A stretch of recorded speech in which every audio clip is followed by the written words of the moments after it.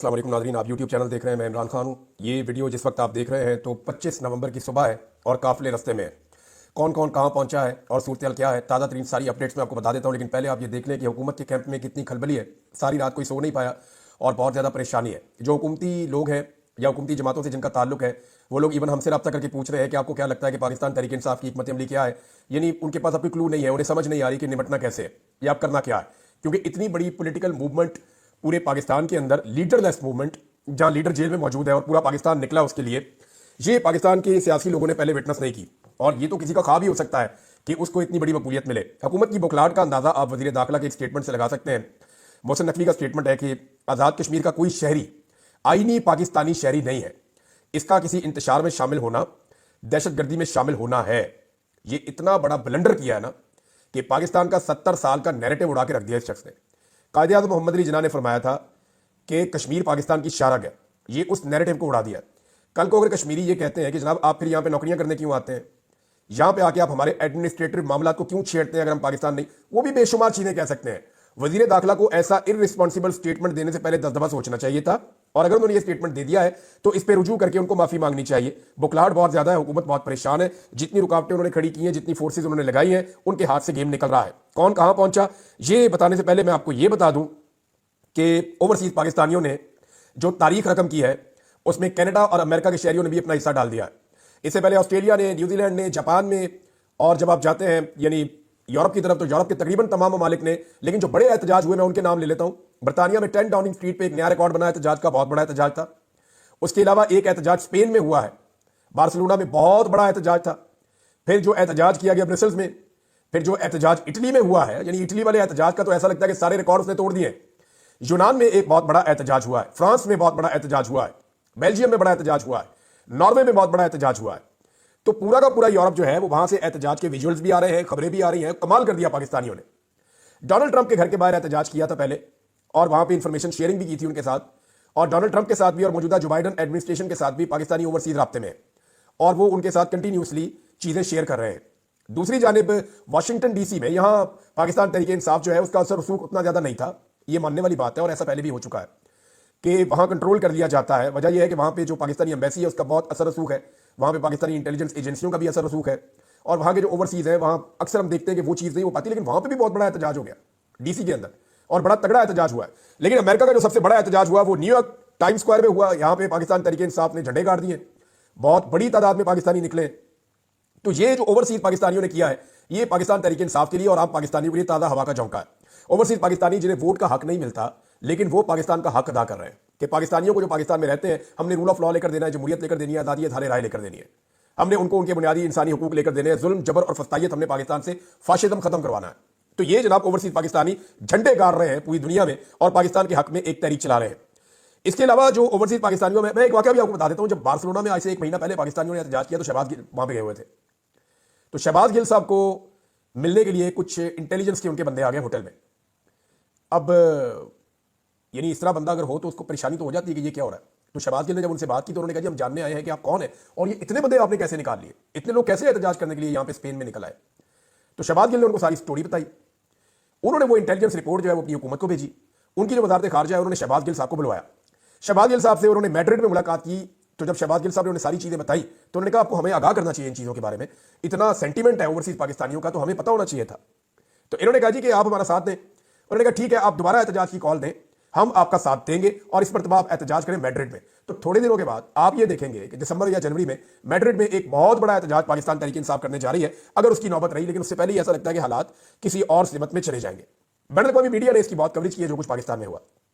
पाकिस्तान में क्या हुआ अब तक, कौन कौन कहां कहां पहुंचा, किसने जिम्मेदारी अदा की और कौन लोग नाकाम रहे, ये सारी चीजें मैं आपको अब अगले 5-10 मिनट में बता दूंगा।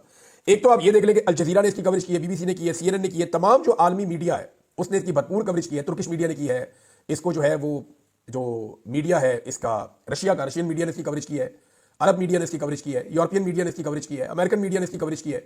तो पूरी दुनिया के दर्जनों जरीदों ने, दर्जनों वेबसाइट्स ने, सोशल मीडिया के ऊपर तो इसकी बड़ी ह्यूज किस्म की कवरेज हो रही है। लेकिन जितने भी रवायती मीडिया है, आलमी मीडिया, उसने इसकी भरपूर कवरेज की है सारी चीज की। अमेरिकन मीडिया के मुताबिक और कुछ आलमी मीडिया की रिपोर्टों के मुताबिक अब तक सिर्फ पंजाब के अंदर जो लोग गिरफ्तार हुए हैं उनकी तादाद 4000 से ज्यादा है।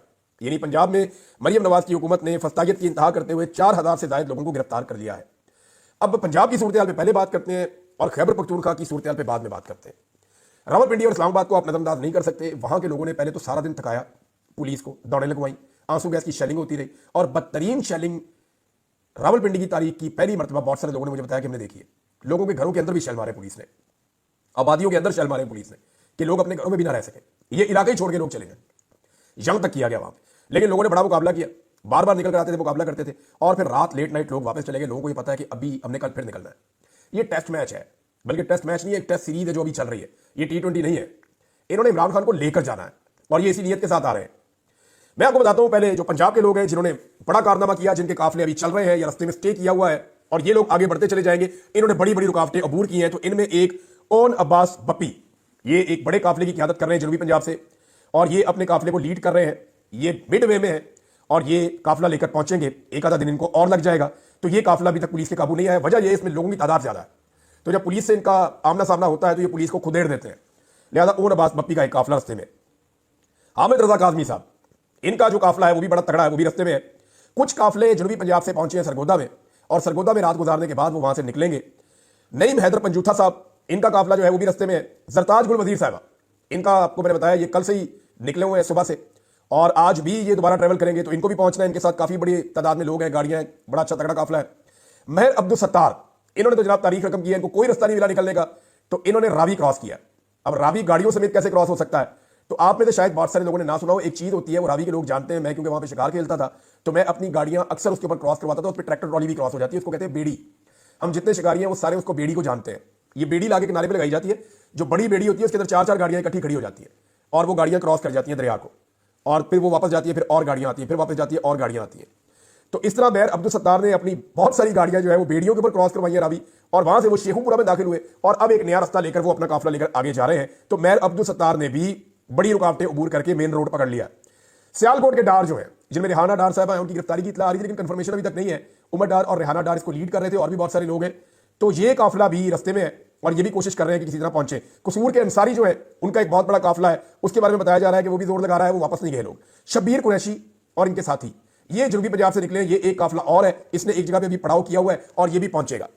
मियांवाली से उमैर नियाजी का एक बड़ा काफिला था और मियांवाली के वैसे बहुत सारे काफिले थे, मियांवाली से बड़ी दुनिया निकली है और इन्हीं लोगों ने DI खान से आने वाले सबसे बड़े काफिले के रास्ते खोले।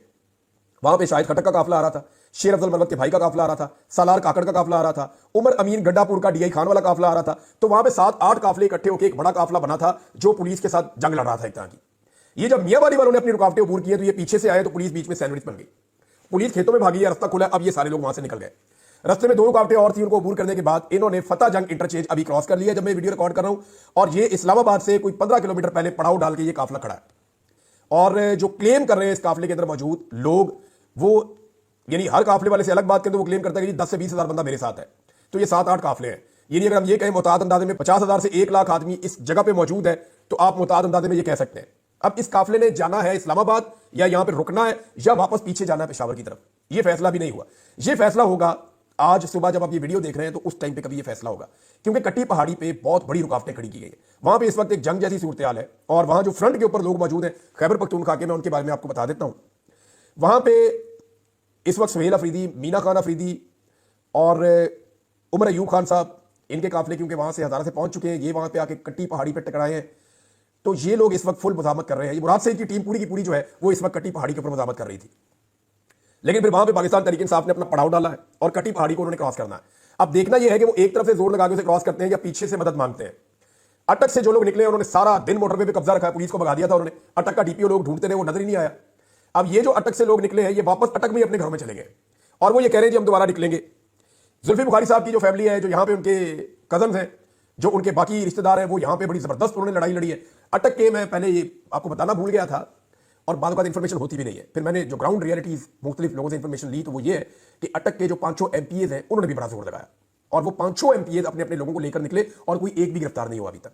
और फिर जब उन्हें पता चला कि अभी खैबर पख्तूनख्वा वाले बहुत लेट है, हमें उनको लेकर जाना है, उनकी मदद करनी है, तो फिर वो वापस गए और उन्होंने नई हिकमत अमली बनाना शुरू की है। वो कल दोबारा निकलकर मोटरवे पे आके टच करेंगे। अभी मोटरवे के ऊपर इस वक्त खड़े हैं बहुत बड़े काफिले जो साउथ की जानिब से आ गए हैं, जो DI खान से क्रॉस करते हुए सी पैक से आए। वो तकरीबन 15 किलोमीटर इस्लामाबाद से पहले, टूल प्लाजा से पहले, ये सारे वहां पे खड़े हैं और कई किलोमीटर तक वहां पे फैले हुए।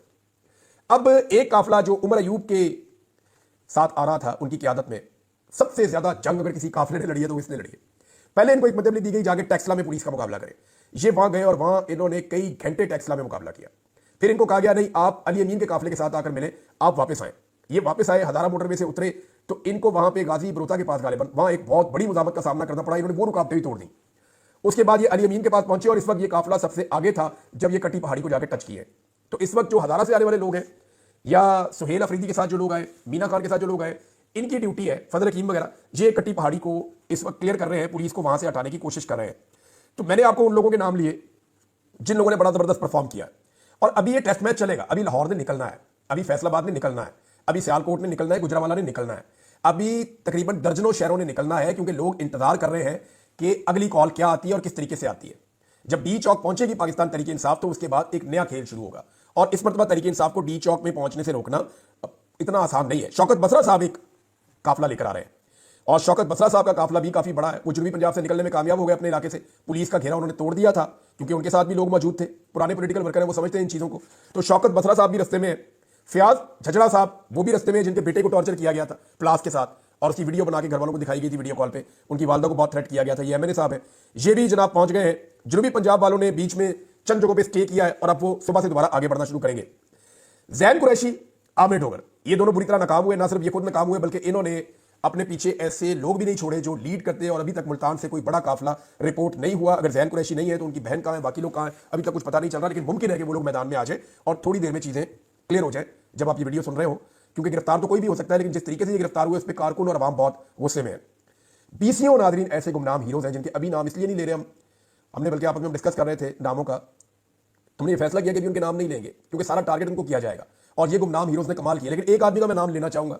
इस आदमी का पाकिस्तान तहरीक इंसाफ से ताल्लुक कोई नहीं, ये एक इनकलाबी शायर है सिर्फ। और ये शख्स जो है ये सिर्फ पाकिस्तान की खातिर निकला हुआ है। ना इसका कोई फायदा है, ना इसका कोई मफाद है। ये सिर्फ अपने मुल्क के फायदे के लिए निकला हुआ है, अपने जमीर की आवाज पे।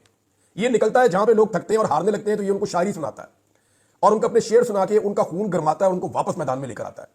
ये आदमी लगातार कई दिनों से लोगों को मोटिवेट कर रहा है, कभी बाजारों में, कभी दुकानों पे, कभी ढाबों पे, कभी चाय के अड्डों पे, हर जगह पे ये आदमी जाता है और लोगों से मिलता है। जितनी इसने कंपेन की है इस तहरीक के लिए उतनी शायद पाकिस्तान तहरीक इंसाफ के अच्छे खासे लोग नहीं कर पाए। इसका नाम है अहमद फरहाद। अहमद फरहाद को मैंने हर जगह ग्राउंड पे देखा, हर जगह तकलीफ वाली जगहों पे देखा, लोगों को रेस्क्यू करते हुए देखा, लोगों को मदद करते हुए देखा, लोगों को शायरी सुनाते हुए देखा और लोगों के साथ कंधे से कंधा मिलाकर खड़े हुए देखा। तो अहमद फरहाद का नाम अगर ना लिया जाए तो बहुत बड़ी ज्यादती है। लेकिन एक बात बड़ी क्लियर है कि मुराद सईद का जो असर है और मुराद सईद का जो एक अपना पार्टी के अंदर पूरा एक ग्रुप है नौजवानों का, वो आज भी मुझे ऐसा महसूस हुआ कि खैबर पख्तूनख्वा से आने वाले लोगों में सबसे ज्यादा एक्टिव वही लोग हैं। नाज़रीन, कभी आपने सोचा है कि नवाज शरीफ साहब को ऐसे कारकुन क्यों नहीं मिले? यानी अगर वो गिला करते हैं या रोते हैं तो उनका रोना बनता है मियां साहब का। उनका कारकुन आराम मांगता है, खाना मांगता है, चीजें मांगता है, पैसे मांगता है, फायदे मांगता है, लेकिन मियां साहब के लिए ऐसी कुर्बानी नहीं देता। आप अंदाजा करें, अभी 24 घंटे हो गए लोगों को अपने घरों से निकले हुए, आंसू गैस के शेल भी खा रहे हैं, खाना भी ठीक तरीके से नहीं मिला, नींद भी पूरी नहीं हो रही, फिर भी वो घर नहीं जा रहे। वो पाकिस्तान की आवाज बने हुए और पाकिस्तान के लिए लड़ रहे हैं। ये जो 24 करोड़ पाकिस्तानियों का मुकदमा है वो ये लोग सड़कों के ऊपर खड़े होकर लड़ रहे हैं। ये लोग चंद लाख जरूर होंगे लेकिन ये पूरे पाकिस्तान का मुकदमा लड़ रहे हैं और पूरे पाकिस्तान से इकट्ठे होकर पहुंचे हैं। ओवरसीज का नाज़रीन मैं आपको बताना भूल गया कि कनाडा में भी बड़ा अच्छा एहतजाज हुआ है, बड़ा जोरदार तरीके से उनकी पार्लियामेंट के बाहर खड़े होकर ओवरसीज पाकिस्तानियों ने एहतजाज किया है। नाज़रीन, एक चीज और जो मैंने महसूस की है वो ये है कि नौजवान जब रुकावटें अबूर करते हैं तो वो आगे आगे भंगड़े डालते हैं। मैंने कुछ जर्नलिस्ट ने उनसे बात की, लड़कों से, मैंने कहा ये क्या हो रहा है? उन्होंने कहा इमरान भाई ये इमरान खान को लेने आ रहे हैं, इनकी पूरी पक्की नीयत है कि ये इमरान खान को छुड़वा के ले जाएंगे। मैंने कहा यार हाउ इज इट पॉसिबल? तो उसके कानूनी नुक्ते भी होंगे। उन्होंने कहा जी इनको कुछ पता नहीं है, ये इमरान खान को लेने आ रहे हैं, ये पुलिस को भगाते हैं, रास्ता खोलते हैं, आगे जाके भगड़े डालते हैं कि हम अपने लीडर के मजीद करीब पहुंच गए, वो इमरान खान को लेकर वापस जाएंगे। उनके दिमाग में ये चीज बैठी हुई है जो लोग आ रहे हैं। अच्छा, इमरान खान कैसे छूट सकते हैं इसका कानूनी रास्ता भी मैं आपको बताता हूं। 27 तारीख तक ये लोग पहुंचेंगे इस्लामाबाद में, 26 को या 27 तक पहुंचेंगे क्योंकि इसमें टाइम लगेगा। आज 25 है, हो सकता है आज और करीब पहुंचे, 26 को हो सकता है वो पहुंच जाए डी चौक में और 27 की सुबह इमरान खान साहब की रिहाई हो सकती है। इसलिए कि वो जो 8 केस जिनमें इमरान खान साहब की गिरफ्तारी डली हुई है, उन 8 केसेस की जो तारीख डली हुई है वो 27 तारीख है और वो लाहौर में लगा हुआ है केस। मुमकिन है वहां इमरान खान साहब को बेल मिले और इमरान खान साहब रिहा हो जाए, क्योंकि फिर एक ही केस रह जाएगा, वो रावलपिंडी वाला मुकदमा है और वो 26 तारीख को उसकी वहां पे समाप्त है और मुमकिन है कि वहां पे इमरान खान साहब की बेल हो जाए या उस मुकदमे में मजीद रिमांड ना दिया जाए। तो इस तरह इमरान खान साहब बाहर भी आ सकते हैं, लेकिन अगर वो बाहर आए तो ये किसी दबाव या डील का नतीजा नहीं होगा। ये एक्चुअली दबाव लोगों ने डाला होगा इंसाफ के वसूल के लिए, क्योंकि इमरान खान को अगर अभी छोड़ा गया तो ये एन इंसाफ का तकाजा होगा, क्योंकि आपने 1.5 साल अंदर रखे उस आदमी से आप कुछ नहीं निकाल सके। सारे झूठे और बोगस मुकदमे जो उसके ऊपर किए गए और पूरी दुनिया में इनके खिलाफ आवाज उठ रही है। तो नाज़रीन, ये अब तक की इतलात थी, मैंने आपके साथ शेयर की है। बाकी चीजें आपको दोपहर को बताते हैं। अब तक इतने अपना ख्याल रखिए, अपने चैनल का भी। अल्लाह हाफ़िज़।